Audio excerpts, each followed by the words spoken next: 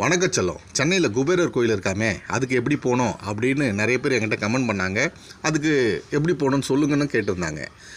வண்டலூர்லேருந்து towards Kelambakkam போகிற ரூட்டில் தான் ரத்னமங்கலம், அதுதான் இப்போ நீங்கள் பார்த்துட்ருக்கீங்க.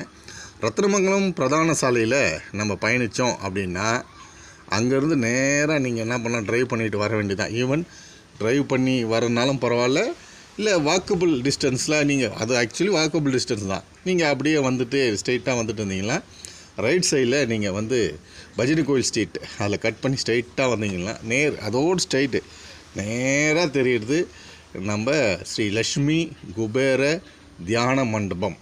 அந்த இடத்துக்கு வந்துடுவீங்க. இதுதான் வந்து சென்னையிலேயே இருக்கிற குபேரர் கோயில். ஸோ இது உள்ள வந்து பார்த்திங்கன்னா இங்கே வந்து நிறைய பேர் வராங்க. நிறைய இங்கே ஷாப்புங்க இருக்குது. உங்களுக்கு தேவையான பொருட்களை அங்கே கிடைக்கக்கூடிய அந்த பூஜை சாமான்கள் எல்லாமே உங்களுக்கு கிடைக்கும். ஸோ இது தாங்க இந்த கோயில் தான். நீங்கள் அந்த குபேரர் கோயில் கண்டிப்பாக வாங்க, குடும்பத்தோடு வாங்க, பல செல்வங்களை அள்ளிக்கிட்டு போங்க. குபேரர் என்றைக்குமே என்ன பண்ணுவார், நிறைய கொடுப்பார் இல்லையா. வந்து சந்தோஷமாக குடும்பங்களோடு வந்து போயிட்டு ஒரு தரிசனத்தை போட்டிங்கன்னா வாழ்க்கையில் நல்ல செல்வங்கள் பெருகுது அப்படின்னு சொல்கிறாங்க. நீங்களும் வந்து அதோடைய எக்ஸ்பீரியன்ஸ் பண்ணுங்கள். ஓகே, தொடர்ந்து நீங்கள் நம்மளுடைய வீடியோக்களை பாருங்கள், சப்போர்ட் பண்ணுங்கள், லைக் பண்ணுங்கள், ஷேர் பண்ணுங்கள், கமெண்ட் பண்ணுங்கள், சப்ஸ்கிரைப் பண்ணுங்கள். பாய் செல்லம்.